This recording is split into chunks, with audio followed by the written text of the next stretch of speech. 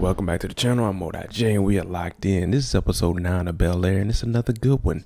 We know that there's a lot of drama going on in the Banks residence, but we got to figure out how exactly are we going to get past this. We know Aunt Viv is out here painting, and we just found out that Uncle Phil is in a tight race with Fred, the chief of police. But before we get into it, shout out to the notification gang. If you're new to the channel, you want to be a part of it, hit the subscribe button, turn on your notification bell so you get something every time I upload. Hit that like button. It's the easiest thing you can do.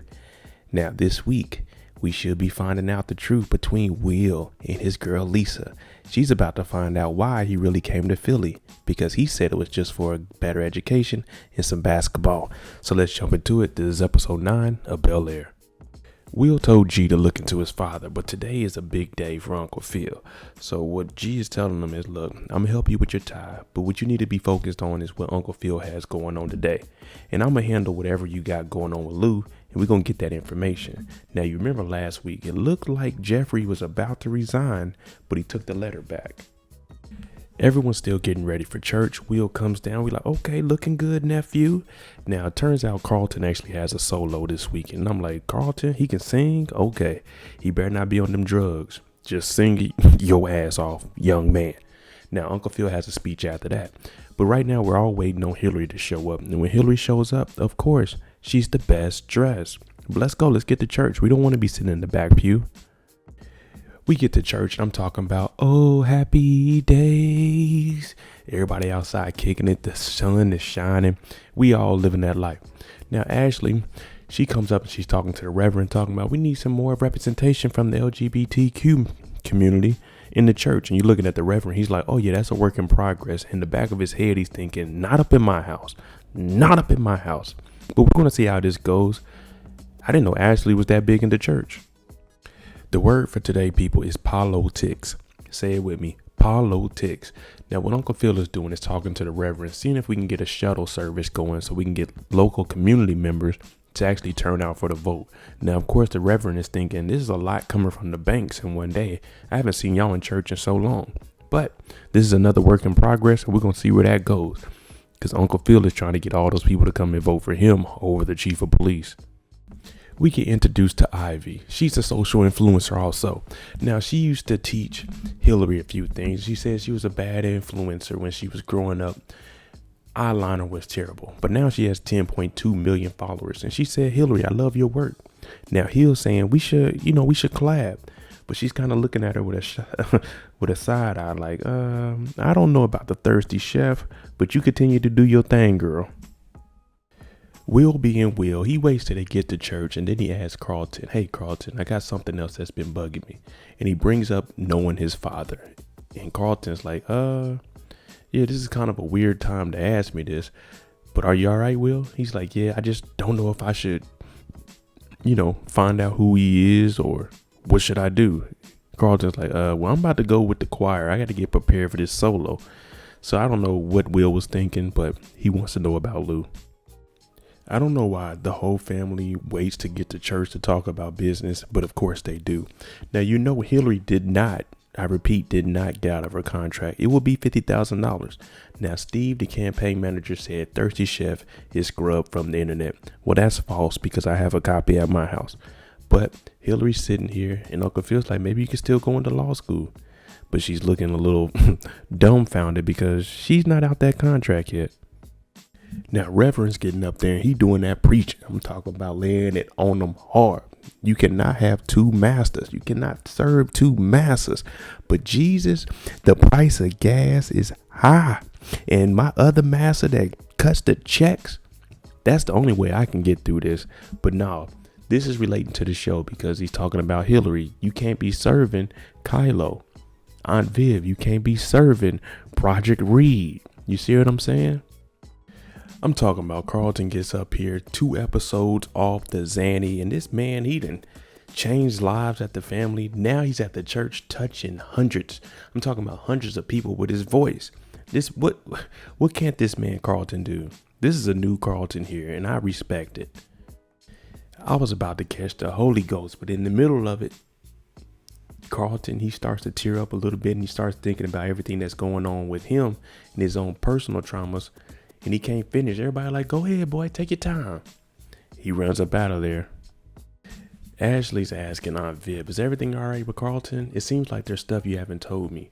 Well, yeah, you're a teenager. You're 13 years old? You don't need to know all this adult information. But now Aunt Viv wants to know, why are you going so hard for the LGBTQ community versus climate change? And she's saying, I'm not. I'm doing both. Now, Viv said they did donate some money, and Ashley talking about that's commendable, but that ain't good enough. Now all she's doing is being a mom. She wants to know what's really going on in her daughter's head. Will and Hilary, they're talking about Carlton, and she's like, yeah, it's unlike him to get stage fright like that. And Will said he likes to party. She's like, yeah, everyone does. He's like, no, the hard stuff, Xan, coke. She said, how bad is it? Hilary, once you get on cocaine, it's bad. There's no entry level and then extreme. It's just all bad. Now she's looking around like, oh my God. I'm like, what? So coke is just regular for y'all? I don't know if any of y'all noticed, but you remember Uncle Phil was supposed to be bringing in chicken and waffles from Roscoe's at the birthday party. Well, they eating it for breakfast. Will goes up here to talk to Carlton. This fool's in here driving race cars, listening to Kid Cudi day and night, talking about I had anxiety. It was hot as hell in the church. I didn't want to pass out. I have anxiety of telling people I have anxiety. And that's all it is. I just do coke to cope with it. Like, damn, that's a little extreme, Carlton. Will sits down with him and he tells him, look, let me be the person that helps you out. Now, I know you need the drugs to cope with things, and I know you want to make your dad proud with sports and everything that you're doing, but let me be here for you. Now, Carlton is saying, thanks, Will. I really appreciate that, but maybe I need some time alone. And in my head, I'm thinking, no, alone time with you is drug time. But Will's like, all right, Carl. Now, Hilary's being a janky worker. She signed that contract. She owed $50,000 if she wants to leave. But she has Jazz go over here and help take some of the things back that are hers from Kylo's house. And he's talking about, well, after this, since you owe me, let's go back to my crib. I'll cook for you a little bit, show you a little bit of my life. Geoffrey, when I tell you he doesn't play around, he does not play around. He came with a full comprehensive report on Will's father, Lou. Will's like, is he still alive? He's like, yeah, he's still alive. And there's a lot of pages that just says he's a bum in here, but this is as detailed as you're going to get on this man, Lou. It's time to get focused and get down to business. Steve, the campaign manager, he's saying, look, we can get the female vote when we expose Fred for cheating on his wife while she was dying from lupus with the white girl that Aunt Viv hates. Now, Geoffrey, on the other hand, is like, you need to stop acting like you know what I'm saying? Like you really care about this, like you're uncomfortable about the situation. Now, we already know that Phil and Geoffrey, they had a little back and forth about giving Will the information on his dad. Now, Steve is looking at it like, I don't know what we're doing here. We're supposed to be getting ready for a debate and y'all talking about some therapy. Steve is basically saying, look, Phil, we're going to have to hit this man with some low blows or we ain't going to win this thing. So what does Uncle Phil say? All right, y'all gave me a lot to think about. Give me some debate questions. Let's go. Let's get this on the road right now. What did the good Reverend tell us earlier? We cannot serve two masters.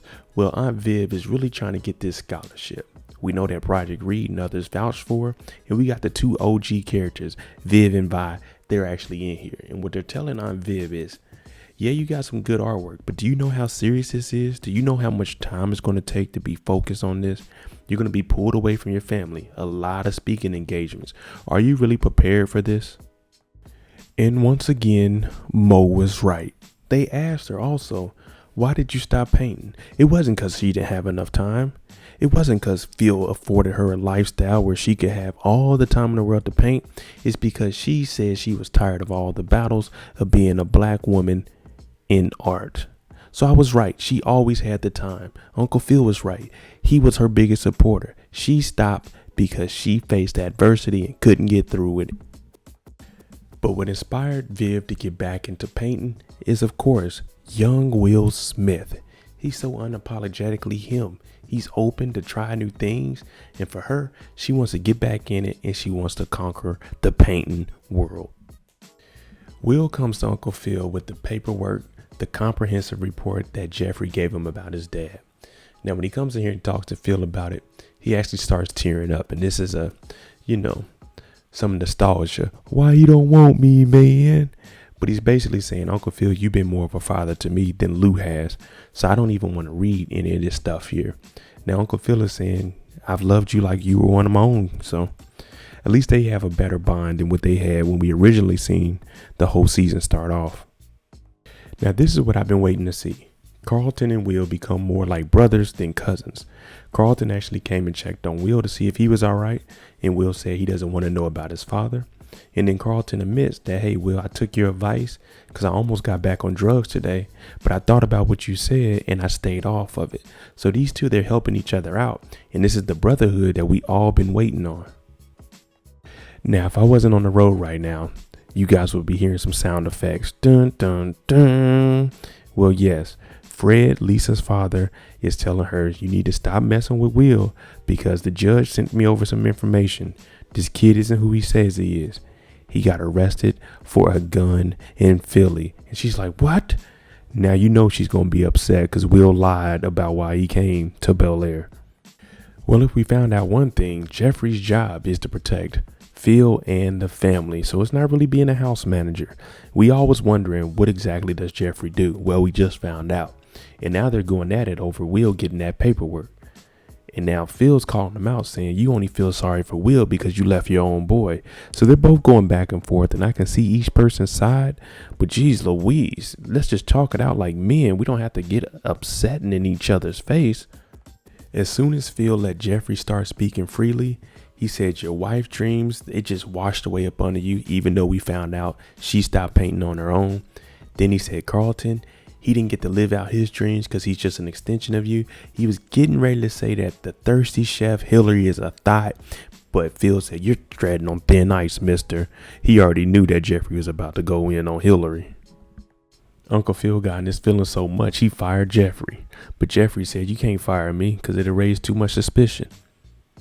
So he said, all right, you're just going to go away on a leave of absence, a family emergency.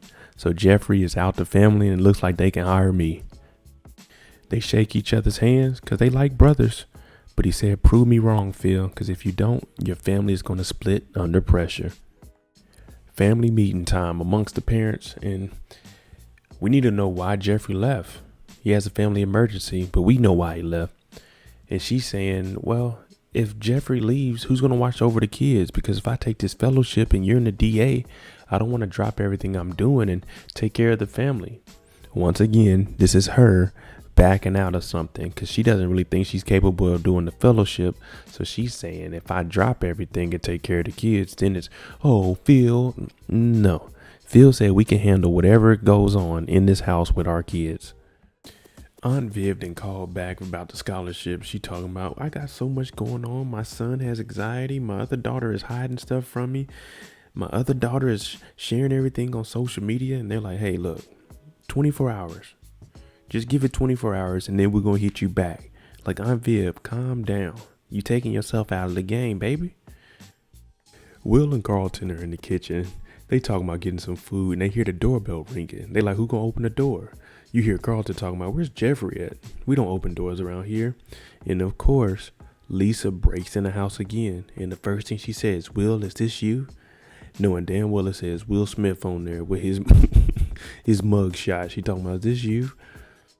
Of course, Lisa is hurt right now. She doesn't know the first thing about Will. So they go into the room and they start talking. And she's saying, I don't know you. We had sex. Well, you were the one that threw that thing on him after only, 4 episodes of knowing him. That's on you for not getting to know him a little bit more. And yeah, he got arrested, but he's out now. It's not like he got convicted or anything. Just a gun. But of course, she's hurt. And Will's saying, I wanted to respect Uncle Phil. Now, Will's talking about, I'm going to tell you everything. And I thought he was about to bust out with the Bel-Air theme song. But he's like, nah, I didn't shoot nobody. It was just, we were playing basketball and I needed my respect. And one thing led to another. My boy Trey had a gun and I just got it because they were whooping on him. You remember? Get the gun, Will. That's all it was. It wasn't nothing serious. Phillip's out here getting ready for the campaign and the judge comes in. You know, the one that slid Fred the information about Will. And now Phil is saying, yeah, it's good to be my own man. Step away from you. Now, we got Carlton and Will trying to get in the back door because they want to get in touch with Phil. Well, now Uncle Phil knows from Carlton and Will that Fred knows about Will getting out of jail for the shooting because the judge is the one that gave the information, the one that was just in the room with Uncle Phil. But Steve says, don't worry, you got that knockout punch.